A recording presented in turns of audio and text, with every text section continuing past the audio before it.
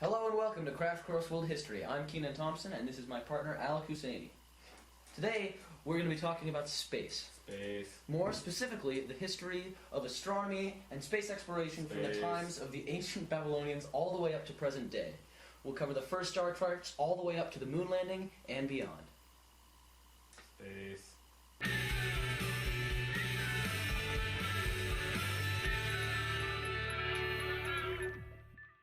Humans have been freaking out about space for a long time.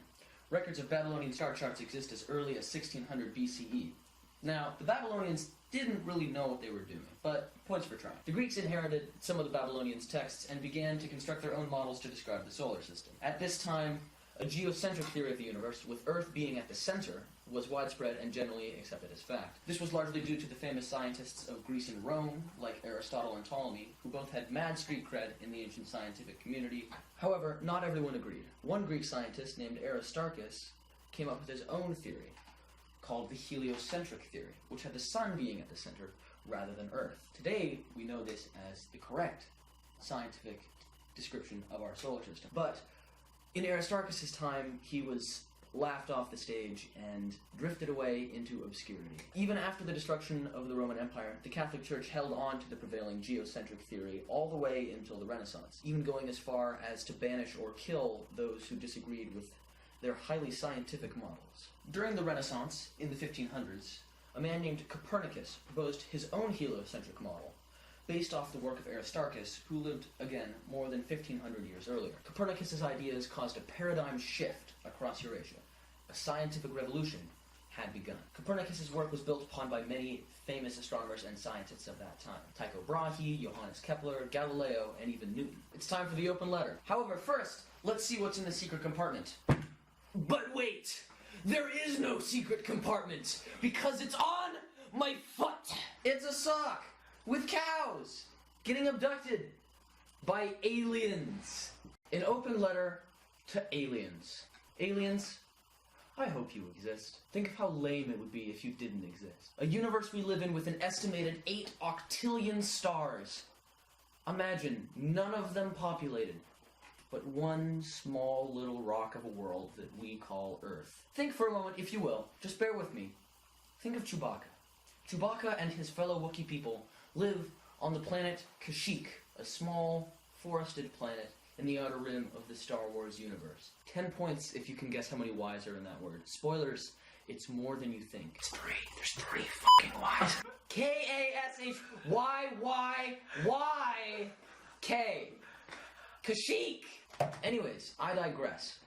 Scientists, with the aid of telescopes like Hubble and Kepler, have been able to determine that there are potentially billions of Earth-like planets that exist in the habitable zones of stars across our universe. After World War II, the US were feeling pretty good because they had a lot of guns and a lot of bombs. The Soviet Union was also feeling pretty good because they had a lot of guns and a lot of bombs.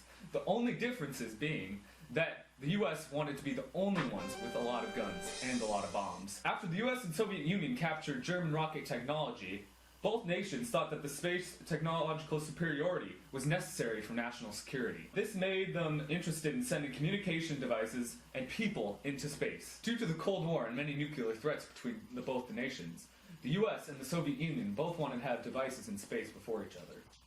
This started the space race to get the first satellite in space. Alright, let's go to the top level. The race for the first satellite in orbit started August 2nd, 1955, when the Soviet Union responded to the US announcement to launch artificial satellites into space by announcing they would also launch a satellite in the near future. The Russians ended up winning the race to get the first satellite in space by launching Sputnik 1. They later sent Yuri Gagarin, who was the first human in space.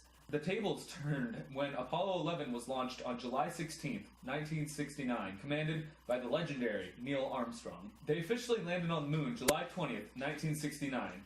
Neil then said his famous words that we have all heard. I'm going to step off the limb now. That's one small step for man, one giant leap for mankind. Due to improvements in technology, we have learned more about space in the past 20 years than we've learned in our existence on this planet. The Hubble telescope has been able to take pictures from anywhere in the Milky Way solar system and has inspired many scientists. The $1.5 billion, 24,500-pound behemoth has two mirrors that do not deviate from a perfect curve by more than 1/800,000th of an inch. It also comes equipped with two 25-foot solar panels that provide the energy needed to power the telescope. To be able to take picture of such far objects, it needs to be very accurate. It is able to lock onto a target without moving more than 7/1000ths of an arcsecond. This is about the width of a human hair seen at a distance of 1 mile. Jesus Christ! Becky! We have also been able to document new planets by documenting the amount of light that is blocked from a star in orbit. Let me explain this more. Imagine placing your hand in front of a light. You know how that blocks some of the light from reaching your eyes?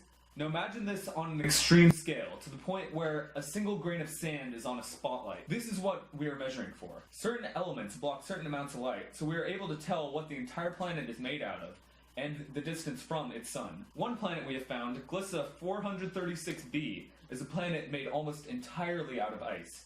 What makes this planet so special is that unlike most icy planets, this one is on fire. It is like a giant flaming ice cube. The way this is possible is because gravity is so high that all the water on the planet is compacted into ice. This special ice is called Ice 7. All these amazing discoveries have encouraged scientists to continue adventuring into space and learning more about it. The history of space exploration for mankind is long and rich. For thousands of years, man has been looking up at the stars, wondering if one day he might be up among them. Today, space exploration continues to be one of the ways that countries throughout the world are able to cooperate, even in times of strain and times of war. Space exploration has never been as exciting as it is today, with new missions being launched all the time, and a planned mission to Mars in the next 10 years. What? What? What? What? Thomas, yell Mars for us. Mars! What? What? Mars!